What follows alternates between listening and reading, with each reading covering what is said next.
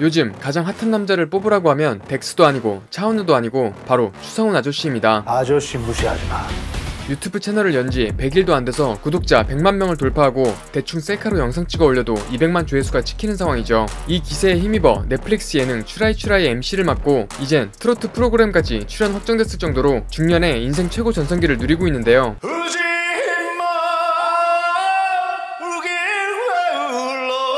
추성훈 아저씨의 매력은 날 것 그대로인 솔직함인 것 같은데, 요즘 유튜브 대형 채널들을 보면 그냥 TV 토크쇼 예능을 유튜브로 옮긴 것 같은 정형화된 포맷으로 양산화되고 있기 때문에 이런 찐 유튜브 감성이 사람들에게 신선하게 다가간 것으로 보입니다.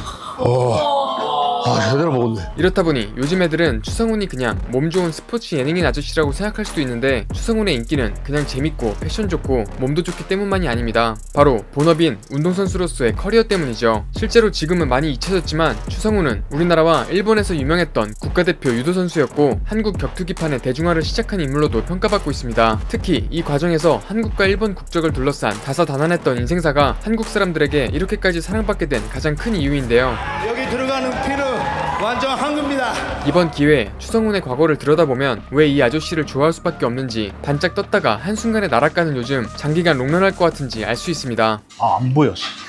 우선 추성훈은 제1교포 4세로 오사카에서 태어났습니다. 추성훈이란 한국 이름을 갖고 있었지만 일본에선 아키야마 요시히로라는 일본 이름으로 살았죠. 지금도 우리나라에서 잘 모르는 사람들은 일본 이름은 따로 있다고, 추성훈이 일본에선 일본인인 척한다고 비난하는데, 추성훈이란 이름을 일본식으로 하면 추산성훈이 되고 이걸 일본어로 그대로 읽으면 아키야마 요시히로입니다. 실제로 일본인한테는 엄청 낯선 이름이기 때문에 이름에서부터 제1교포라는 것이 드러나는 것이죠. 따라서 일본인인 척한다는 비난은 근거 없는 악플인데요. 아무튼 제1교포인 아버지 또한 한국 국가대표 상비군으로 태릉 선수촌에서 훈련하던 유도선수였는데, 이때 선수촌에서 수영선수였던 한국인 어머니를 만나 일본으로 가게 됩니다. 그리고 유도선수 아버지의 영향으로 추성훈은 3살 때부터 유도를 배웁니다. 안 그래도 가업을 잇는 문화가 강한 일본에서 추성훈은 유도의 길을 가게 되고 유도 명문 학교들을 나오며 엘리트 코스를 밟죠. 그런데 그 추성훈도 학창시절에 제1교포로서 차별을 받았다고 합니다. 뭔가 추성훈이 무시당하는 그림이 어릴 때라도 잘 그려지진 않는데요. 심지어 선생님한테도 차별을 받으며 무차별 폭행을 당했다고 말해 이슈가 됐었습니다. 불러가지고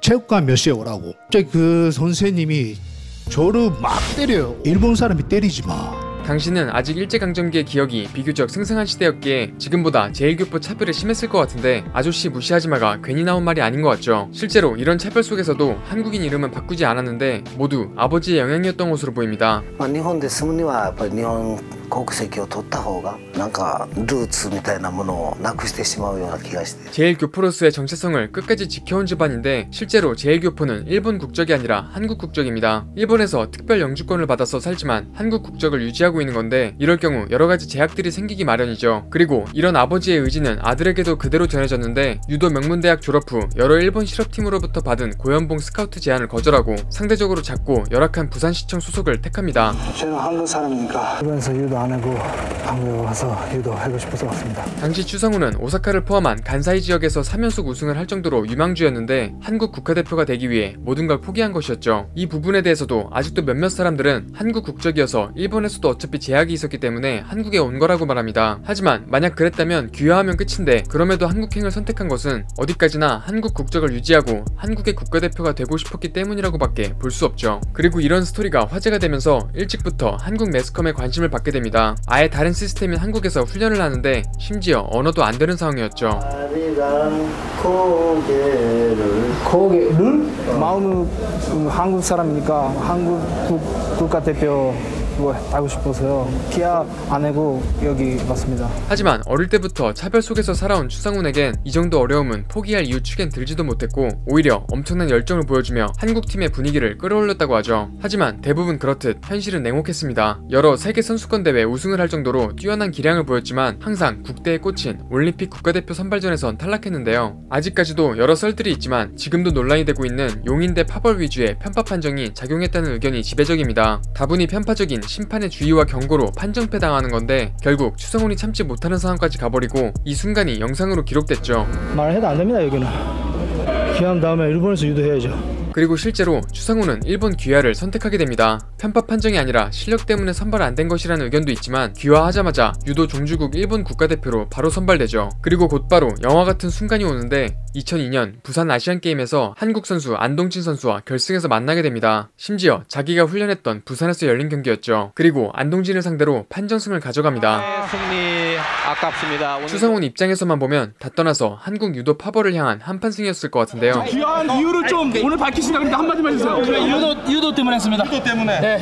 이 직후에 기사가 나는데 그 유명한 조국을 맺혔다라는 제목으로 단숨에 역적이 돼버립니다. 전 국민의 반일 감정이 지금보다 훨씬 높았던 시기이기 때문에 내막을 모르고 관심도 없는 일반인들은 추상훈을 안 좋게 볼 수밖에 없었죠. 사실 지금도 온라인 댓글을 보면 추상훈은 일본인이라고 욕하는 사람들이 많은데 그런 사람들 중에 추상훈만큼 한국인이라는 정체성을 위해 싸운 사람은 없을 것 같습니다. 더 일찍 귀화했으면 커리어 측면에서도 유리했을 텐데 굳이 한국 국가대표에 도전한 것만 봐도 누구보다 한국인으로서 인정받고 싶어 했던 추상훈이었습니다. 하지만 안타깝게도 추상훈은 만화의 주인공은 아니었습니다. 편파 판정과는 별개로 유도판에서 적수가 없는 세계 절대강자 느낌은 아니었죠. 결국 일본에서도 올림픽 국가대표 진출은 좌절되고 격투기로 전향하게 됩니다.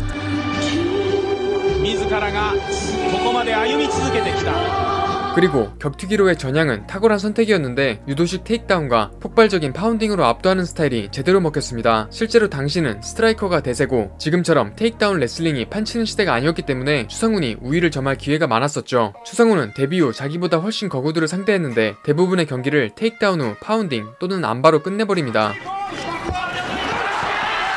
그리고 우리나라에서 본격적으로 격투기 선수로 주목을 받게 된 경기인 2005년 K1 히어로즈인 서울이 열리게 됩니다. 지금 보면 신기한 경기였던 게 한국팀과 외국팀으로 나눠서 싸우는 팀전 컨셉이었는데 밥세편까지 있었죠. 근데 이때 머리 스타일이 딱 지금 삭발 스타일이랑 똑같은데 이때 생각나서 다시 해본 것 같습니다. 한편 추상훈은 일본인임에도 불구하고 한국팀의 주장격으로 출전하게 됩니다. 심지어 상대는 일본인 선수였는데 둘 다 일본인인데도 불구하고 추상훈은 한국인 팀으로 출전한 것이었습니다. 국가대표처럼 국적에 따라 결정되는 게 아니라 자기가 고를 수 있는 상황에선 한국을 선택한 것이었죠. 많이는 못 먹고요. 맛있는 거 먹고요. 네, 쉬겠습니다.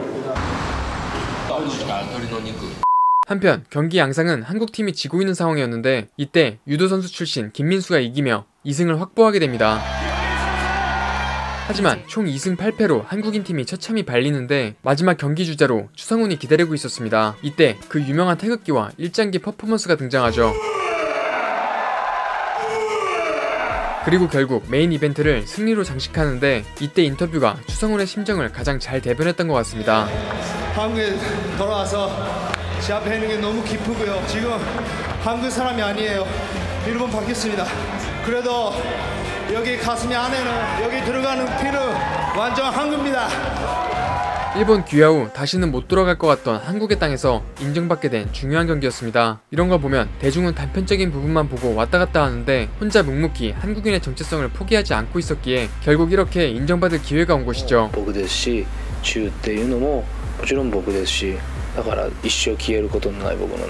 그리고 추상훈은 다소 늦은 30대 중반 나이에 세계 최강자들의 무대인 UFC로 진출하게 됩니다. 나이는 좀 있지만 당시 추상훈 최대 전성기로 세계 미들급 5위로 평가받던 시절이었죠. 그리고 UFC 닉네임으로 섹시야마를 처음으로 사용하게 됩니다. 실제로 같은 날에 존 존스도 경기를 뛰었는데 UFC에서 겨우 2번밖에 안 싸웠던 루키 시절이었습니다. 이런 걸 보면 추상훈이 진짜 일찍부터 UFC에 간 게 실감되는데 닉네임처럼 데뷔 전 경기력도 섹시했죠. 화끈한 퍼포먼스로 데뷔전에서 파이트 오브 나잇에 선정되며 보너스를 받고 판정승까지 가져가며 전세계 팬들에게 이름을 각인시키죠. 그리고 이후에도 그 유명한 전 챔피언 비스핀과 벨포트를 상대로도 싸웠었는데 비록 전적이 좋지는 않았지만 싸웠다 하면 파이트 오브 나잇에 선정되며 화끈한 경기를 하는 선수로 유명해졌습니다. 특히 그동안 본 적이 없던 유도식 테이크다운은 전세계 격투 팬들을 놀라게 하기 충분했죠. 하지만 패배가 계속되면서 UFC에선 안타깝게 퇴출되는데 포기하지 않고 지금 활동 중인 1FC로 넘어가게 됩니다. 이때 나이가 이미 40대 중반이었는데 10살이 넘게 차이나는 젊은 선수들 상대로 투혼을 이어갑니다. 그래도 긴 리치로 KO 승리를 거두기까지 하며 아저씨의 힘을 보여주죠. 그리고 격투기 안 보는 사람들도 한 번쯤은 봤을 법한 일본의 또 다른 베테랑 아오키 시냐와의 라이벌 매치를 갖게 됩니다. 14년 동안 추상훈을 콜아웃했다고 하는데 체급이 안 맞기도 하고 다른 선수랑 싸우고 싶어서 추상훈이 피했다고 하죠. 그런데 2022년 추상훈이 다른 경기를 준비하다가 부상으로 아웃되고 그 자리에 아오키가 대타로 들어가게 됩니다. 그리고 상대를 제대로 요리하며 추상훈도 더 이상 아오키를 피할 수 없게 되죠.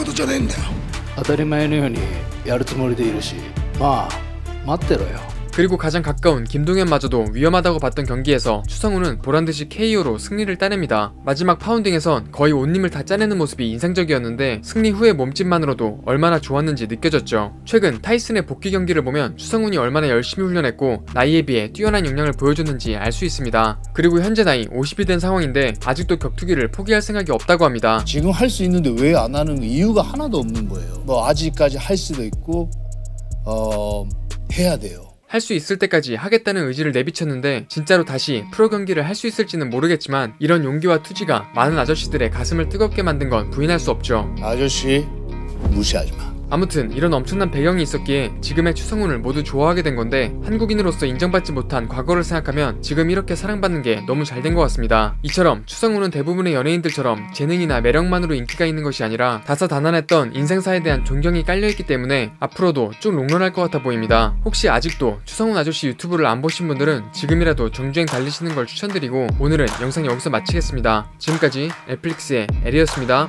안녕. 내가 살아서 볼게. 하나, 둘, 셋. 얍.